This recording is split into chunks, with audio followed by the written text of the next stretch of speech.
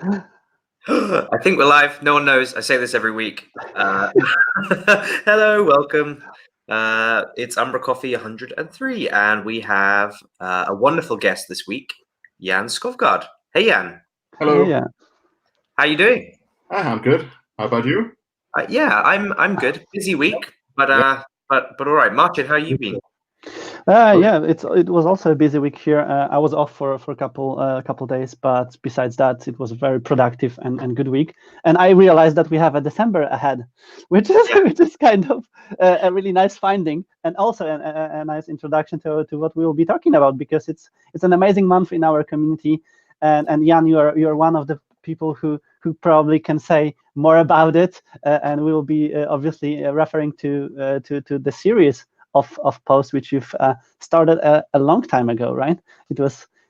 Can you tell us more about what we are talking about here, maybe? Yeah. So 24 days in Umbraco is coming up. Unfortunately, Dave and Christian couldn't join us today because they're busy. But yeah, Dave joined us on here way too many times. It would be it's not allowed.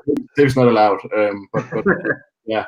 So Christian had this idea for an Umbraco Advent calendar back in 2012, and then he asked me if I would like to join, and I was like, yeah, sure, why not? And we've been doing it ever since. And then Dave came along a few years ago, offering his help to get authors and then help review the articles. And back when it all started, another community member, Sebastian Damak, was also part of the team, but he got too busy after the first year, so he parted after season 1. And every year, you know how it goes. Like, we try to ask as many new authors within the community as possible, and trying to make it a diverse mix of people across the whole world. But it also takes quite a bit of work to hunt down those new names.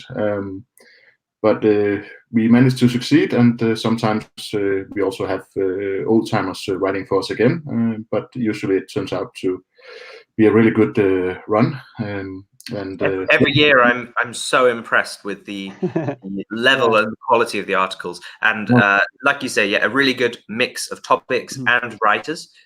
There's so many times where I'm like Googling for a solution or a question, and a 24 days article comes up. Christmas all year. When we are onboarding any new people, or even anyone is asking where to find some resources about Umbraco, the documentation is obviously the first choice, but then 24 days, because you will find probably the Bible of Umbraco solutions there, and the amount of knowledge, which is sometimes even not outdating so fast, because articles from 2015 and 2014 they're still valid. Some of them, of course. Still true, and some of it is still true, like maybe not code-wise, but concept-wise. So there's still some useful stuff, even though the articles are a bit dated. And sometimes some of us also end up like needing to manage old Umbraco sites based on version 4 or 6, and then some of the articles are actually pretty spot on. It's amazing to see. So we are all looking forward, and I won't be trying to break and ruin the surprises of the Advent calendar, because we are always awaiting the new articles every day. That's always a kind of secret to what's upcoming. But seeing your smile, Jan, I can say that probably we can expect something special this year as well, right? Of course. We got some themes, like there will be stuff about Headless, obviously, and it will be something about Headless on premise, like when you use normal Umbraco instance instead of cloud. But we might also have something about hardcore. We'll see. And there will be some stuff around packages, and there will also be some of the articles about personal experience in the business of developing stuff based on Umbraco. So there should be a good mix, like usual. And we don't have to wait long, because it's Sunday. Is the first one's coming out Sunday? Yeah, the first one is coming out Sunday already. Yeah. Wow, that's come around quick. Yeah, we've had quite a lot of questions and people asking for resetting passwords and adding co-op last minute stuff today. It's actually been a bit crazy today. So yeah, but that's a good sign. Yeah. Usually we try to set a deadline around November 1st, and we don't expect anyone to comply with that. We know how it goes, but it's helped us to actually not have the fear of do we have something to publish for the next day? Because in the early days, sometimes Christian and I had to write an article the day before because we didn't have anything to publish otherwise. So it's become a lot less stressful than it used to be. But I'd be surprised if we have all articles in place before December 20th. It's like there's always someone running a bit late. Don't know if you can relate, Conan. Yeah, I can definitely relate. I was smiling all the time because we can all relate to that. We know how we are all organized, prepared for everything. UmbraCoffee is included as well.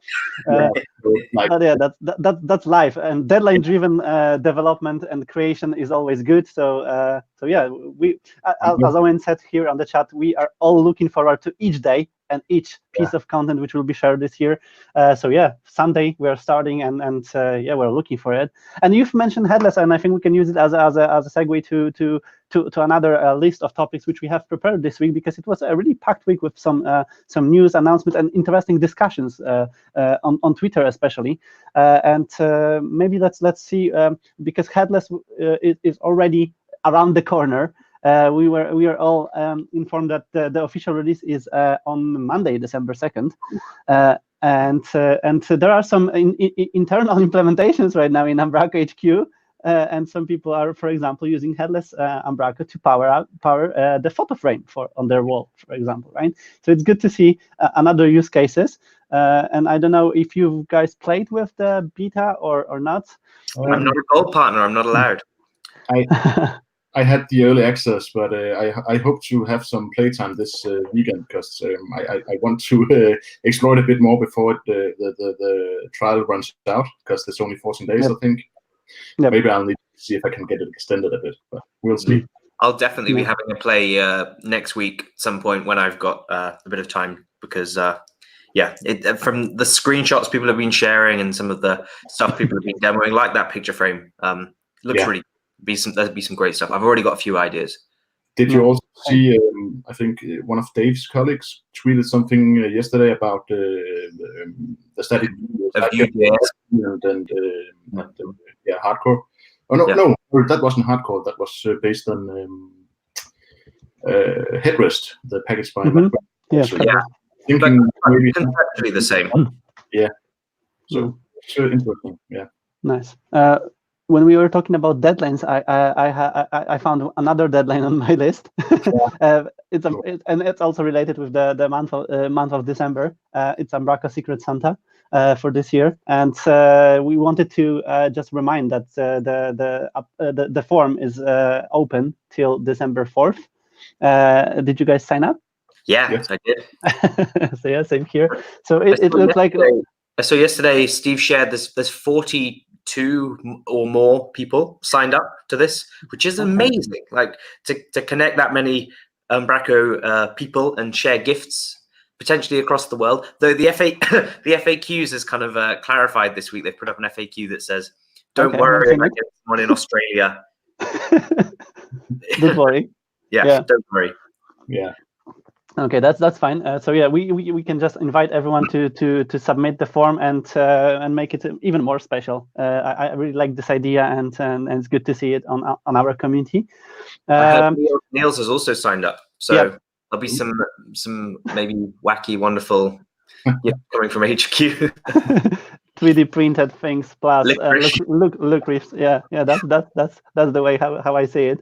And if we're on the HQ topic, we can probably jump to the information being shared from their side, because there were some blog posts being published this week. One of them was the summary of community teams visit in the HQ, which we've been discussing last week as well. it's great to see how many things happen there. There is a really nice video which is covering more of the whole idea behind this meeting and the community visit there. So we won't be playing it here, but we can just highly encourage everyone to watch it. And yeah, did you see the pictures on the phones of people who are missing from the teams? That was also hilarious. Yeah. And package team released the first update, right? It's the package team update from November. And we can see how many things were not only discussed, but also being implemented and put into actions in the team. And I spoke with some team members in the meantime, and I'm more than sure that it will probably result in more amazing things in the near future, right? Yeah. I think this is probably the first real chunk of information we've had out of the package team defining their purpose and what they're going to be doing. So I guess last week was quite a productive week for them. They've got the issue tracker for packages already set up, where you can raise things like we want NuGet packages or something. It will be cool to see how they evolve that, get some community feedback in how we can improve the package ecosystem, because it's not just for the team, right? It's for everyone. Community to feedback. Nice to see get some much needed 1011 care. Because I think many of us have tried to be in a position where we really wanted to release something as a package, but wasn't quite sure about how to do it, because most people want NuGet these days, but if you're a front-end developer like me, NuGet might not make sense, and there's some barriers to overcome. So it would be great to get it unified and have one way of doing it. Really, yeah. And Jan, we've seen you on the picture. Sorry? I said UPM, Umbraco Package Manager. Umbraco Package Manager. Oh, yeah. And I've said something else. I've said that we've seen you, Jan, on some of the pictures from the community meetings. And I've seen the picture and I said, oh, on which team Jan is right now? I understand why that can cause some confusion, but I can't really think of any of the hard work they've been doing, because I was just a hangover on Friday, and Sebastian was to invite me for dinner, so we joined them, obviously.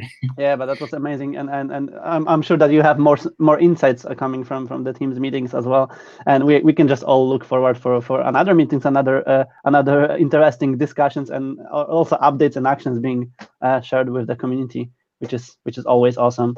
And we've had a release candidate this week, and that's another question which I wanted to raise. Did you guys updated your solutions to 8.4 already? I have not had time. Not yet. Same here. But it's here.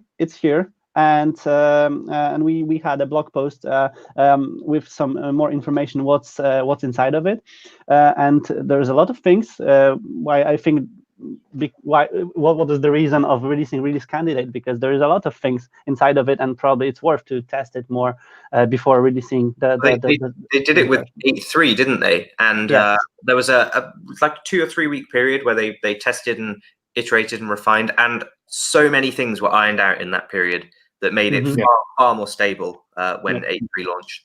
I think the fact that we've only had an 8.3 and an 8.3.1, and we're now talking about 8.4 is pretty good. It's pretty good. It shows that it's a bit more stable, and we're making progress. I believe this one is mostly stuff from Hacktoberfest, right?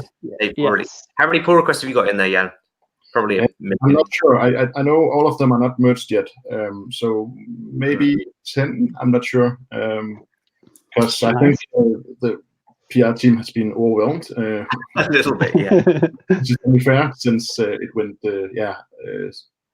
crazy high, that number of requests that got made. And there have been some business at HQ as well. So yeah. So I have no clue, but 10 maybe. And Ken is probably 50, I don't know. Only 5 times more. But yeah, there is a lot of pull requests, and also lots of accessibility improvements and stuff like that being done in the meantime, which is making this version definitely better. And I'm more than sure that more of those pull requests will be also merged in between of releasing release candidate and the proper release, because it's always like that. But when it comes to not Umbraco, we had some other releases this week as well, right? And you've, Callum, gathered the release for Umbraco Skybrat Umbraco Redirects package. Yeah, I think this was from yesterday evening. Anders did a quick release. But it's another stable release of great package for managing redirects, and it's for V8. Won't work in V7 anymore, at least this version. So yeah, we can all play with it, and I have it on my roadmap for some of the projects to test it. So yeah, and another thing which is worth mentioning is vendor, which is coming, and Matt Brailsford teased us with some big milestone. Did you guys follow the whole process behind introducing the new e-commerce, T-commerce? I mean, the impressive thing about this thread is that I love the name as well, Blended. That's but it's the impressive thing about this is Matt says he's been building like APIs and writing libraries for 12 months. Yep. And he's now at the point where he's actually seeing it all work, and it somewhat makes sense. And that's a really, really big milestone in the development process. I really want to get my hands on it. Really want to have a play. Yeah, it's amazing. It's a really big accomplishment, and he's spent so much time. And he spent a lot of time thinking about edge cases and small details, which makes it seem so polished, and really good job he's been doing. I think polished is the right word there, because well, the way Matt talks about that prototype, it sounds like he's just thrown it together, and I'm sure that's the case. But it looks super slick, really nice, as we would expect from Matt. So but I also remember that Matt asked a lot of questions and shared a lot of process from the early beginnings, and people were just sharing their opinion as well, which probably also resulted in having it even better with every future release. That's why I think it's worth to raise questions and to ask people and share our work and even every progress of the development stage, because there will be always people who can add something valuable to the whole discussion, which is maybe another way to transfer to another piece on our agenda this day, because we've seen a lot of discussions on Twitter this week, right? And they were very valuable for me personally, but for more developers as well, because I've discovered some new things from every type of this discussion. For example, Lee asked a question if stacked content, the package which was developed in the previous Umbraco version, with the combination of Dr. Brief Editor, was used with the preview feature enabled. And I must say that in most cases I used preview feature there. Yep. And what about you guys? Yep, use preview a lot too. Haven't really used doctype grid edit so much. I worked with Rasmus, who's now with HQ. He made a package called embedded content, which was what we primarily used to building our sites. So haven't really used it, to be honest. But also I was going to say, I find this topic really interesting because, as I mentioned in the thread, this is something we actually discussed quite extensively at the retreat this year gone, where trying to map out what a new block-based editor might look like, which is going to be dynamic and could be a grid or could be stacked or something. We decided that the whole preview feature didn't really make sense, and that there's got to be a better way of not just like rendering the Razor view and having to mock and I publish content context and all this stuff to actually render that preview. There must be a more efficient way. Jeffrey and the Perplex team have demoed a really nice way of previewing like live the front end of the website in the context of the back office alongside your content. I think there's room for improvement here. As Lee has said, he was hoping for more no votes. Well, laziness is the wrong word, but out of like it's difficult to pull this off and for it to work really nicely. So I think it's time we came up with a better solution for it. I don't know what that might be. The suggestion in the thread is that having the option to provide like an Angular JS or an HTML sample view for the back office and not rendering the real life thing maybe makes more sense. I don't know. But maybe that's something also what is worth a bigger topic on our, or even as on Issue Tracker, where we can just share more ideas, because it just showed that there is no single way and there's no perfect way. And you've also mentioned this discussion on Retreat and the block editor, which was heavily discussed on GitHub already, right? Yes. And that's coming to the big conclusions and maybe some decisions which needs to be made to make this editor better, basically, and simple. Yeah. And I asked about another thing, which was an image crops, I was just curious how people are organizing the crops, because I didn't want to keep them in the code all the time, but also they didn't want to keep them in sync with the back office settings, which can be overwritten and changed maybe in various points of the project. And people shared a lot of useful information. And Callum, you've done also a great work around releasing your a simple and small package, which is helping to generate this on the fly. And it's another small thing which can make our developer and editorial experience more synchronized and more simple in overall. And I think it's still a lot of room for discussions. And I'm really curious how other people are doing it, because it's always something what interests me the most. It's interesting to see the really diverse mix of approaches here. So some people literally defining hundreds and hundreds of crops in the cropper, compared to my approach, where I've got I'm actually defining everything in code, and then I have a custom picker that follows things I've defined in code to pull them into back office. They're all completely different approaches, and all quite on the ends of the spectrum. Yeah, the code is also what we've primarily been using, actually. So yeah.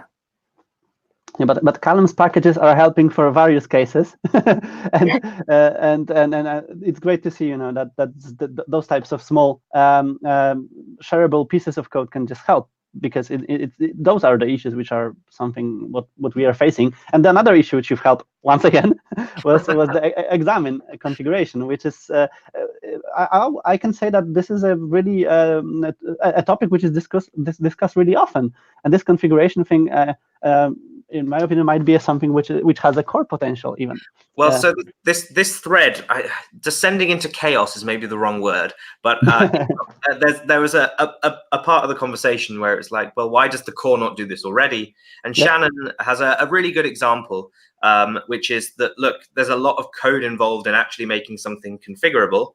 We wanted to really simplify the Umbraco code base, and in doing so, what we did was we did the bare minimum configuration we could, which is defining as code.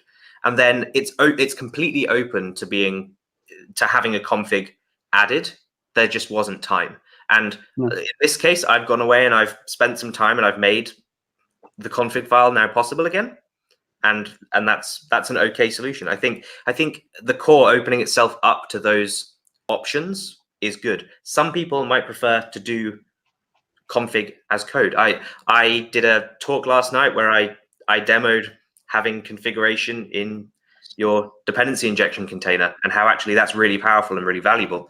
And a bunch of people came away. I think Andy tweeted this morning saying, I had so many ideas on the train home how I can improve my code base as a result. So it's absolutely a matter of preference. I think HQ leaving it open is quite a good thing. Good to have options.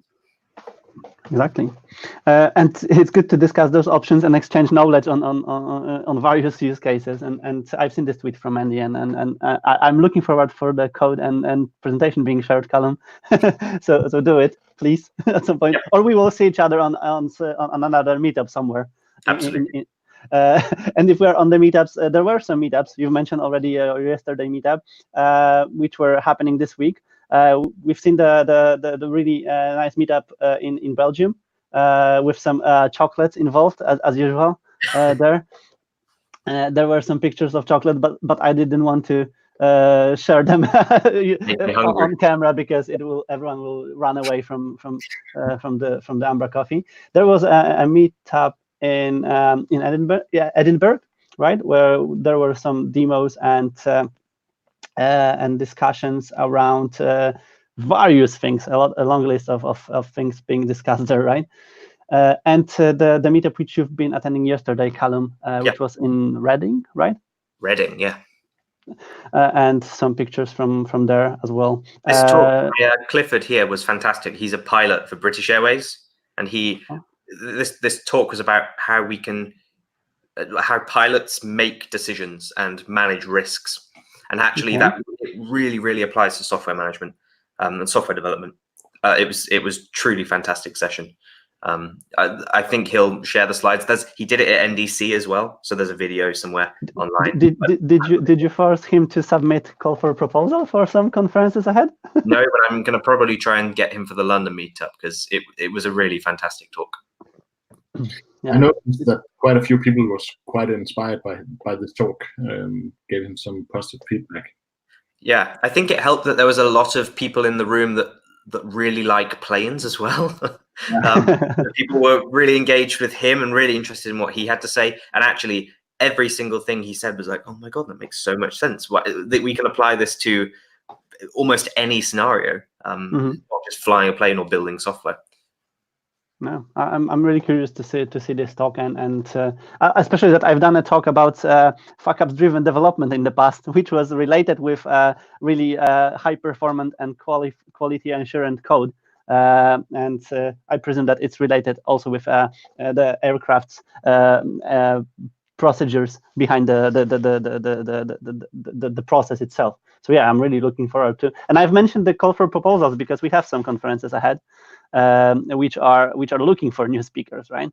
And Umbraco Spark, which is once again expanding the speakers lineup with some big names, because we have a John Skeet being announced as a new speaker this week, and I don't know if there is anyone else from this week. Probably not, but I think Mikkel was announced this week too, or maybe last week. I'm not quite. Yeah. So there are some really cool sessions coming there, and we are already discussing going there. I need to just check the dates because it's looking better and better with every week and every announcement. And also the Code Garden for call for proposals are still open.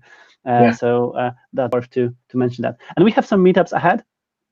Callum, we've gathered them all together. There is a Melbourne meetup, right? Yeah, that's on Tuesday. Also, there is a Glasgow Umbraco meetup the day on December 3rd, and infamous Umbraco London Christmas quiz, which is on December 5th. It's really tough. It's really tough. Ravi, who's doing the quiz. Yes. Yeah. Yep. And there is a Bristol Christmas. Bristol, as I call it. Christmas, on December 9th, which is really packed lineup of meetups ahead, even if it's December and we are all just counting down to Christmas. That's all from the meetups perspective, and we also have some blog posts and things to be shared. And Callum, you've placed on the agenda the blog post. I don't know if we've been discussing it last week or not, but it brought a lot of discussions on Twitter, and it probably started it. I was reading this blog from Kentico a lot, and there is it's related with the way how we can arrange content, especially in kind of headless approach, right? So it's more like content-driven structure, content-first structure, and more buzzwords like this. But it's a really good article how to approach relations between content items and how it all can help in serving this content in the various places, right? Yeah. I found it really interesting because this is not the kind of usual. I mean, we wouldn't normally talk about another CMS, would we? But it was Lee Kelleher that shared this and said, actually, there's loads of things in this that make loads of sense. A few people read it and said, oh, now I understand. I think Pete said, now I understand what a taxonomy is. Definitely taxonomy. This really clearly defines it. And the principles of content management are apply across the board, not regardless of the CMS you're using. So I saw this is part one of multi. I've not seen the others, but I'll try and dig them out.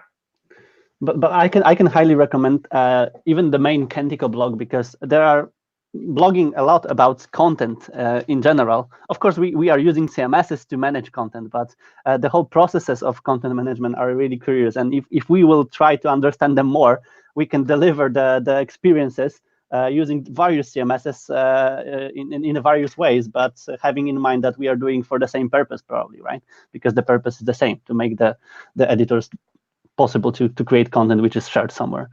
And final 2 blog posts from Owen, series of MVPs interaction. Frederick was interviewed, and the blog post with the answers for the questions which were asked to MVPs this year are here. And the second person was Emma Burstow. So we have a lot of information to catch up about this year's MVPs, and this series is ongoing, and Owen was on fire releasing blog posts this week, so maybe next week we will be also packed with various responses from rest of the MVPs as well. Maybe while we're talking about MVPs, so oh yeah, Carol as well has a fantastic, also exciting thing happening next week, which is her Ladies of Code Advent calendar, kind of like 24 days, but not Umbraco related at all. More like whatever you want to share, if it's a code or a cartoon or whatever you're up for. So I'm really excited to see what they've done. I think it will be published on GitHub pages, maybe. Well, I was just looking at the site, which is up on codecalendar.dev. I'm sorry if I wasn't supposed to share the URL yet, because I know it's not. It's because it looks like it's Umbraco based, because the media path is a media thing, and it's got an Umbraco style sheet in there. There's also one article up before December 1st. I guess that's on purpose. I don't know. But I'm really looking forward to this. There's a couple of advent calendars going on. There's an Azure one. There's a this one, of course, 24 days. Lots to get excited about next week. Yeah, and in December and as I've said, we are all looking and counting down till this Christmas period and breaks. But in general, it's a really packed month, and we will probably learn a lot thanks to the series, which are gathering the massive amounts of knowledge for all of us in different areas, and Umbraco included. Thanks to you guys. Yeah. Also, I would like to mention that you forgot about one meetup, because December 10th there's a meetup in Odense, hosted at ICREO by Søren Kottel and his colleagues. Cool. So that's probably but December 10th is the week after, and we will mention it next Friday. But we did also mention December the 9th, so I think it's fair. Yeah, thanks, and of course that's a great addition, and cool. So it's a really packed month. Do you guys have anything else to add? No. I don't think so. I'm again, as we said before we went live, super surprised how much stuff has happened this week or is happening, and this year is just disappearing before our eyes. So much to do still. Yeah, and Steve confirmed that 47 people signed up to Secret Santa right now. So growing. Cool. So there, thank you, Jan, for joining us this week, and Callum for helping gathering those all amazing news this week. And what else? We will see each other next week for sure, and we'll have an amazing Sunday morning probably. Yes. With the first blog post coming from the 24 days in Umbraco this year, which is amazing. Cool. So once again, thank you, and we will see each other next Friday. And thank you all for watching. Likes, subscribes, and shares more than welcomed as usual. And cheers, all. Have a great weekend. Bye. Bye.